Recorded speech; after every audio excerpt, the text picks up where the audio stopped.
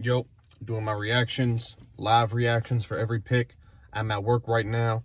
Got my Seahawks hat on, representing. Bears just drafted Caleb. Uh, to be expected. I'm glad they didn't shake it up, didn't trade the pick, didn't do anything crazy. They sold Justin Fields for this. This is what they wanted, and I'll be honest, I think he's going to do really well. I'm not going to say he's going to be better than Stroud rookie season, but man, you look at what the Bears are building. We'll see what they do with pick number 9 if they get him another receiver. But man, I think Caleb is set up very well in Chicago, and I love the pick by the Bears. Wow, man, they actually did it. Jayden Daniels is going to the Commanders with the 2nd overall pick. I guess all the rumors and stuff were true that they were leaning towards Daniels. I believe Cliff Kingsbury is the new offensive coordinator for the Commanders. Seems, his history with guys like Kyler Murray, Jayden Daniels just makes sense, you know what I mean? Yeah, man. I think for Jayden Daniels, this is amazing. Compared to his possibility of going to the Patriots, to go from the Patriots to the Commanders, that's a big upgrade for him. They have some weapons. I think Dan Quinn is going to assemble a pretty good defense. And, congratulations to Jayden Daniels, man. I think that's a very, very good situation for him. Man, the Patriots didn't take much time with this one, huh? They seemed pretty content with pulling the trigger as soon as they found out that Drake May was available. Honestly, man, I feel really bad for Drake May. The draft's not over. The Patriots could still make some moves, but they have a lot of legwork to do in making this offense suitable for Drake May.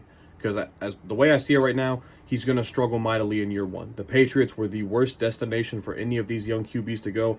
I like Drake May as a prospect, but man, I really do think he's going to have it rough in New England. But like I said, he's such a good prospect. I think he's going to power through. This was a great pick.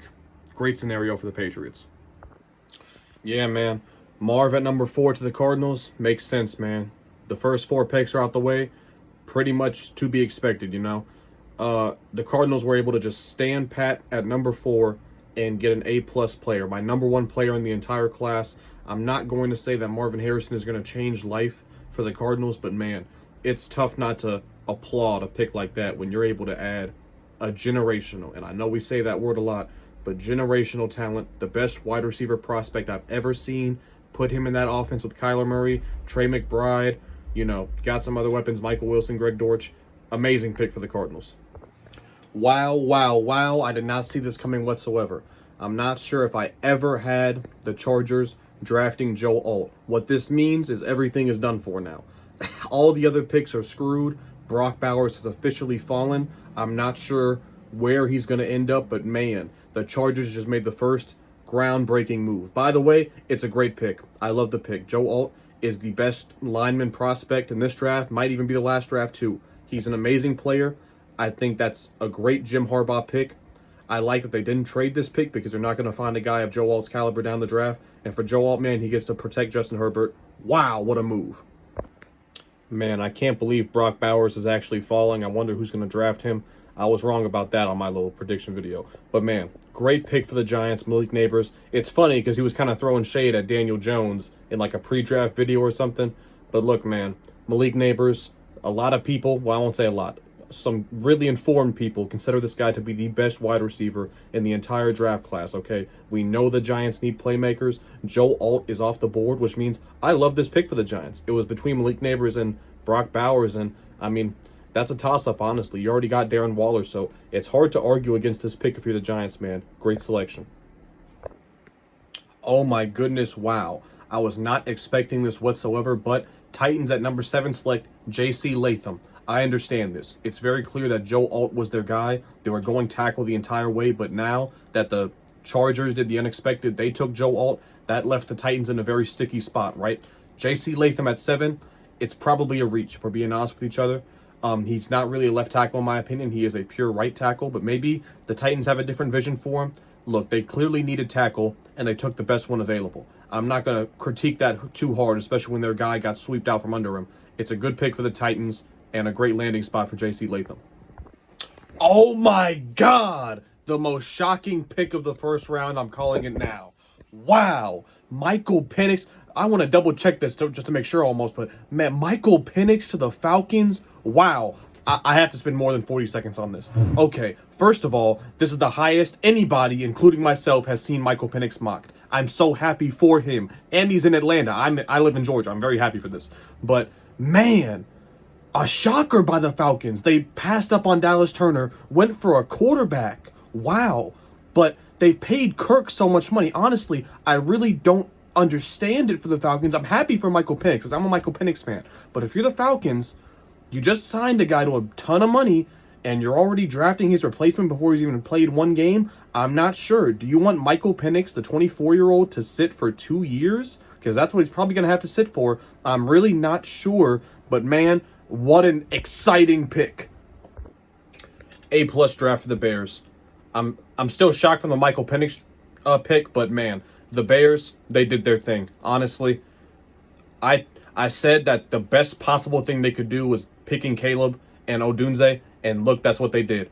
Odunze at 9 is great value, and I am now confident to say that Caleb Williams will be the offensive rookie of the year, and he is going to have a possible all-pro season. I don't know if a rookie quarterback has ever entered a situation where the receiver talent is better than this. Rome Odunze, Keenan Allen, DJ Moore. I'm sorry, but if Caleb is not a Pro Bowler year one, it's looking rough. Well, it happened. I was wrong. I'd thought I'd be way more critical of this, but because Penix was off the board, I guess I understand it slightly more. I'm still taking Bo Nix over JJ McCarthy any day of the week, but man,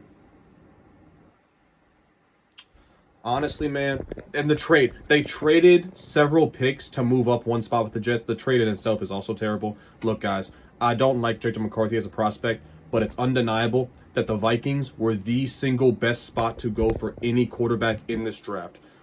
You know, so if McCarthy is going to succeed in the NFL, I think he needs to sit for a year, which is going to be tough for the Vikings, and then you just got to hope he develops.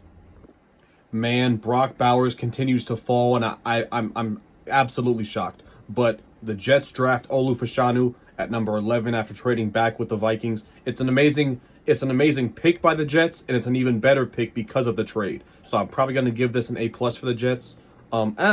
Maybe Bowers. I don't know. It's a great pick by the Jets regardless.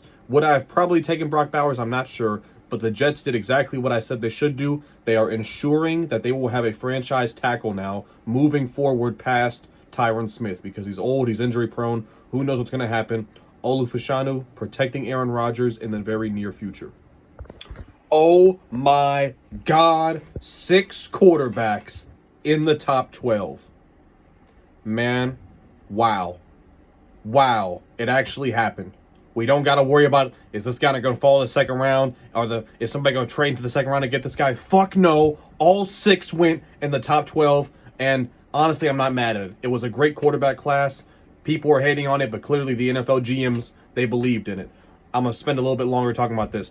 Bo Nix to the Broncos at number 12. Look, I'm happy for Bo Nix. Honestly, I shit on the Broncos a lot, but they are a better destination than the Patriots and the Giants, in my opinion. Those were the 2 spots he could have gone. Sean Payton, is he still an offensive-minded head coach? Who knows? But Bo Nix, you know, he gets a chance now. If you would have went to the Patriots, he was condemned. If you would have went to the Giants, he was condemned. He has a shot with the Broncos, and I'm happy for him. I knew the Raiders were going to do it, man. Raiders take Brock Bowers at number 13. First of all, it's the steal of the draft so far. Man, you think Michael Mayer, Brock Bowers, how are they going to... Teams run 2 tight end sets all the time. They will get both of those guys on the field, certainly. This just made Gardner Minshew's life a whole lot easier, I'll tell you what. Man, Brock Bowers, you know, you definitely didn't think of tight end when you thought of the Raiders, right? But they saw that he was the best player available, and they took him for sure. So I like the pick for the Raiders. Great location for Brock Bowers, I think, playing around a lot of other talent, you know. It's a good situation. But, man, a bunch of these position players are falling now. 6 QBs in the top 12. My Seahawks are looking really good because now we're going to get a chance to draft some guys we otherwise would not have been able to. A massive sigh of relief after all the fucking craziness that just took place. The Saints select Talisi Fuaga at number 14 out of Oregon State. I've mocked him to the Saints for I don't know how long in a row. It just makes the most sense, right? The Saints, Ryan Ramczyk, who knows what's happening with his injury, they need some stability at tackle. They need to focus on protecting Derek Carr, and Fuaga does that. He also is a nasty run blocker, will open up a bunch of lanes. This, I think, is the best pick for the Saints. I think I'm going to give this an A+, because not only did I have them doing this the whole time, but I couldn't have thought of anything better. Good job, Saints.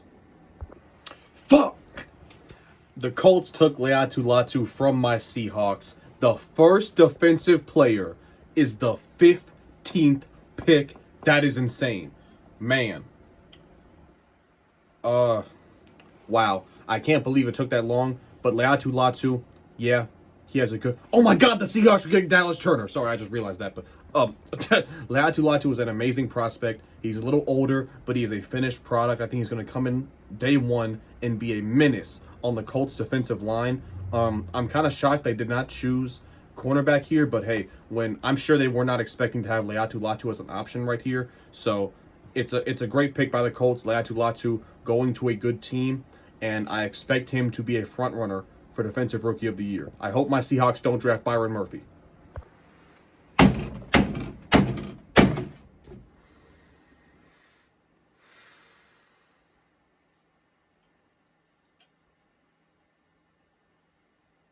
This is the worst case scenario.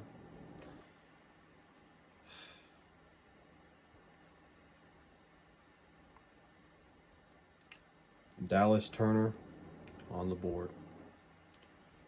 Our choice of the best DB on the board. Troy Fautanu, Jackson Powers Johnson on the board. Should have traded back, got an extra second round pick. We did none of those things. We drafted, in my opinion, the second best defensive tackle in the draft.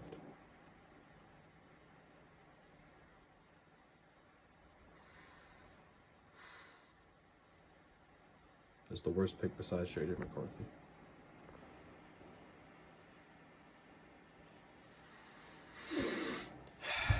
I'm still torn about the Byron Murphy pick. But man, Vikings are not afraid to move to get who they want. That's very clear. I haven't seen the full details of the trade, but just my reactions to them trading up to take Dallas Turner. It's a great move. Dallas Turner possibly has the most upside of any defensive player in this entire draft.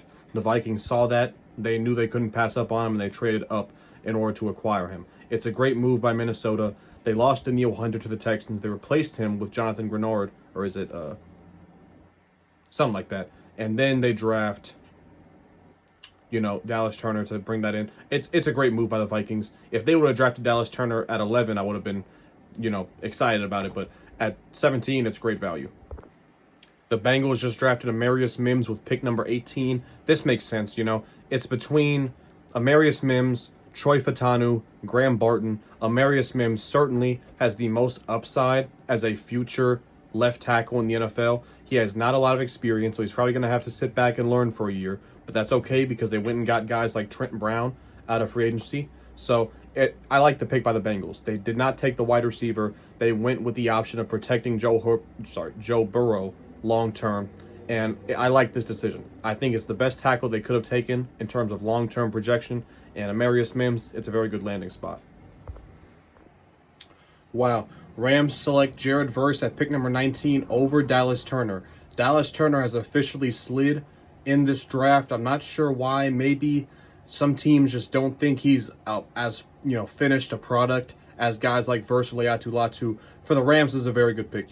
Everybody is kind of in agreement that Jared Verse is a very good prospect, is able to contribute in the pass and run game. He's a pure defensive end, good size, good athleticism. And I think the Rams make another improvement to their defensive line. Their defensive line, talking too fast. Their defensive line now includes Kobe Turner, Byron Young, and Jared Verse. 3 very young and talented players, and I'm sure the Rams fans are happy that they get some guy to try and replace the production of Aaron Donald. Steelers select offensive tackle Troy Fautanu at pick number 20. I'm kind of shocked that it wasn't Jackson Powers Johnson. It just seemed like that direction that they were going to go, but they decided to boost the exterior of their offensive line. I'm not sure if he's going to start day one. I could definitely see a scenario where they kick fuck is bro's name? Broderick Jones. If they kick Broderick Jones to left tackle, put Troy Fautanu at right tackle, I could definitely see that. But I like this, the decision by the Steelers to go out and get back-to-back tackles in the first round, and they improved their offensive line. Russ should be happy. Wow, the Dolphins take Chop Robinson at 21. This was certainly unexpected. Chop Robinson is probably the best edge rusher left on the board. So I understand it from that perspective. If you just had to get an edge, then Chop Robinson's probably the guy. But, man, you got Graham Barton sitting right there. You got Jackson Powers-Johnson sitting right there. I think the Dolphins needed to address interior offensive line a little bit more than edge rusher, if I'm being quite honest with you. It's not a bad pick, but it is a bit of a reach in my opinion, and it's also a guy that I don't think I would have drafted if I was in the Dolphins' position. Yep, you pretty much knew this was coming. The Eagles had their pick. Cornerbacks have fallen heavy in the first round. Eagles had the selection in front of them. They decided to take who they think the best cornerback in the draft is, and that's Quinyon Mitchell out of Toledo. He has a lot of ball hawking skills. He takes a lot of chances. I think he has the attitude and the aura to play in Philly. I like the selection from them. You know, it's hard to fault it. You know, offensive line, not really a lot of options outside of Graham Barton. They had their pick. Who's the best cornerback in their opinion? They said it's Quinyon Mitchell, and he goes to a very, very good team at developing talent. I'm happy for him. Wow, Jaguars take Brian Thomas. Honestly, I never thought this was a possibility. First of all, I didn't think he'd be available at 23. Think about the Jaguars, man. They were able to trade back with the Vikings, get a bunch of draft capital, and still get a potential franchise wide receiver. Jaguars did extremely well for themselves this draft. They get a weapon to replace Calvin Ridley, and honestly, might even be better than Calvin Ridley day one. Think about that. So, man, Jaguars did extremely well for themselves in this draft. Brian Thomas goes a little bit later than I thought he would, but hey, he gets to play with Trevor Lawrence in that Jaguars offense. This is a great move all around. My oh my, the Lions trade up with the Cowboys to get pick number 24 and get the cornerback of their choice. Maybe not their choice. Maybe they wanted Quinyon Mitchell, but Terrion Arnold, he's just as good in my opinion. It's a great trade for the Cowboys as well. Lions gave up a third-round pick. I think it was a third-round pick. No, actually, they gave up. So the Lions have been very active talking too fucking fast. Lions have been very active this offseason with trades. They've moved multiple third-round picks, and they used this one to get the cornerback. I'm not mad at it at all. Matter of fact, I think it's a great move for the Lions. Cornerback was their biggest need, and they took a great one. I did not think they'd be in a position to take Terrion Arnold, and look at them now. Wow. Packers draft Jordan Morgan at pick number 25, tackle out of Arizona. This is a shocker. If they wanted to go offensive line, I think Graham Barton's still on the board, so I would have thought they would have went that direction. But, man, you got Nate Wiggins, Cooper DeJean, and Kool-Aid on the board, and you need cornerback, and you take the second best tackle? I don't love this pick for the Packers. Obviously, you could say that offensive line, they should have drafted it at some point, but Jordan Morgan in the first round over other guys who are probably better, I don't love this pick for the Packers. Man, so the Buccaneers take Graham Barton at pick number 26, I believe. I'm not too shocked by this one. I could have seen them taking an offensive lineman. All the edge rushers were off the board at this point. I'm kind of shocked they didn't take cornerback, you know. Nate Wiggins right there. Kool-Aid right there. They go with Graham Barton. It's not a bad pick. I like the pick, actually. Protect Baker. Actually, I think I might have mocked Barton to the Buccaneers my last thought. But whatever. Protect Baker. It's a good pick. I would have liked a cornerback instead. But Buccaneers get another piece to the offensive line. Whole offense should improve. Wow. Cardinals take Darius Robinson, edge rusher out of Missouri, at pick number 27. I didn't see this coming, and man, was I dead wrong about not that many edge rushers or just defensive linemen going in the first round. This is the 6th already. Darius Robinson, you know, he's a guy that kind of boosted his stock through the roof postseason, mainly at the Senior Bowl, and Cardinals took a chance on him, you know. I can't blame him. He's probably the best edge rusher available, and, you know, they got wide receiver early, so I can't really blame them for taking, in their opinion, the best edge rusher on the board. Good pick by the Cardinals. What the fuck are the Buffalo Bills doing? You trade with your conference rival, your bitter enemies. You trade them the pick that they used to draft their most explosive weapon since Tyreek Hill. Are the Bills fucking retarded? This is one of the most brain dead trades I've ever seen on behalf of the Bills. Now, talking about the Chiefs, they get an A+ for this move. They probably, I won't say probably, they could have stayed at 32 and hoped they got Xavier Worthy. By the way, was this not the most obvious pick ever, Xavier Worthy to the Chiefs? But man, they would hope, but I love this move because they assured the fact they went up, got their guy, and in the process, they made the Bills look stupid, which I'm sure they love doing. So after moving back to pick number 29, by the way, I looked at that trade again. I actually do like it for the Cowboys. You get an extra third-round pick in there. So after moving back 5 spots, number 29, the Cowboys select Tyler Guyton, tackle out of Oklahoma at pick number 29. Honestly, look, I understand that tackle was a massive need, right? But when I think about the other guys that they could have had, I think Jackson Powers Johnson, right?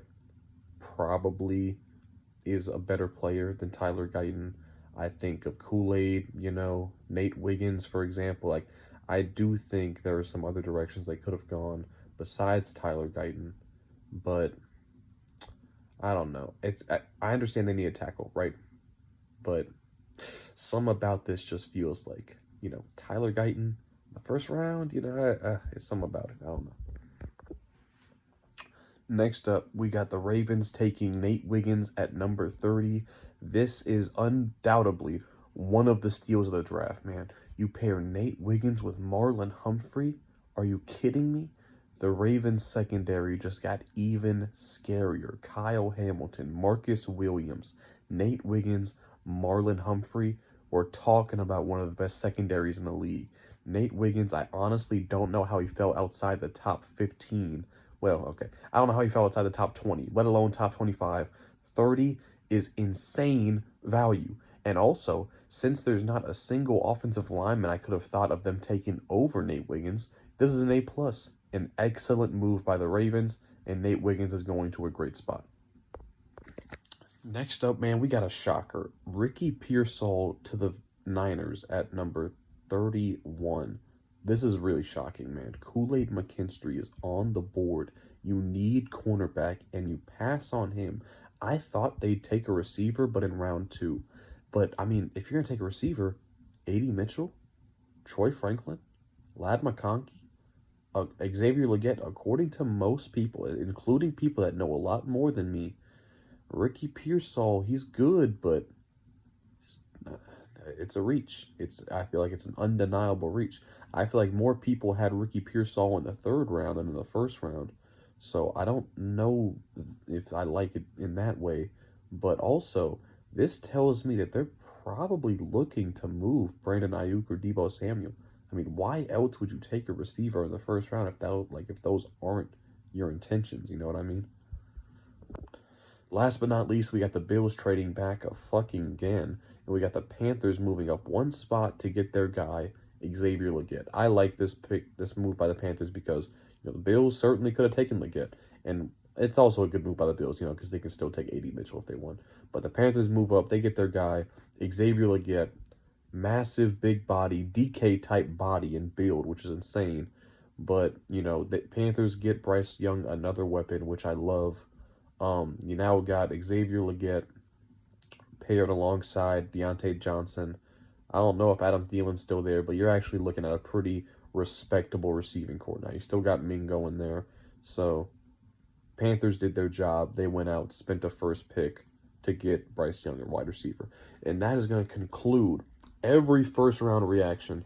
This video is going to be a lot long. So, thank you for watching. Leave a like if you enjoyed. Subscribe if you're new, and we got 50 draft videos to make now, so stay tuned.